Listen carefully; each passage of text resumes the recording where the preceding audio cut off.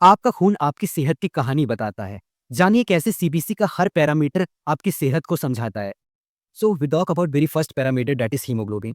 Haemoglobin एक प्रकार का प्रोटीन है जिससे ऑक्सीजन बाइंड करता है। इसकी नॉर्मल वैल्यू होती है मेल्स में 13 से लेकर 17.5 ग्राम पर डीएल तक, और फीमेल्स में इसकी नॉर्मल वैल्यू होती है 12 से लेकर 15.5 ग्राम पर डीएल तक।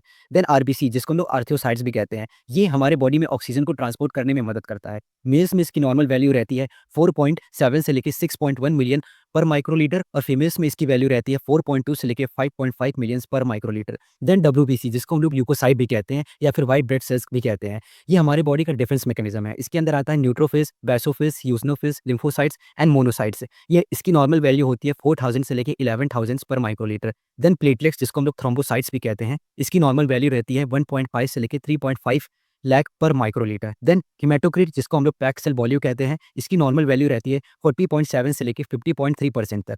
देन एमसीबी, एमसीएच एंड एमसीएससी मिलकर बनाते हैं रेड सेल इंडाइसिस। ये हमारे रेड ब्लड सेल्स के साइज और हीमोग्लोबिन की कॉन्सेंट्रेशन को बताते हैं। एमसीबी की नॉर्मल वैल्यू रहती है 80 से लेकर 100 फेमटोलीटर तक। एमसीएस की नॉर्मल वैल्यू है 27 टू 33 पिकोग्राम, एंड एमसीएससी की नॉर्मल वैल्यू है 32 से लेकर 36 ग्राम पर डीएल। एंड लास्ट आता है आरटीडब्ल्यू, रेड सेल डिस्ट्रीब्यूशन विथ। इसकी जो नॉर्मल वैल्यू रहती है वो रहती है 11% से लेकर 15% तक। ये सारे नॉर्मल वैल्यूज लेबोरेटरी के हिसाब से अदल बदल हो सकते हैं। तो ये थे आपके सीबीसी टेस्ट के सारे पैरामीटर्स और उसके फंक्शन। अगर आपकी रिपोर्ट में भी ये सारे वैल्यू असामान्य लगे तो अपने डॉक्टर से सलाह ले सकते हैं। तब तक के लिए स्वस्थ रहें। धन्यवाद।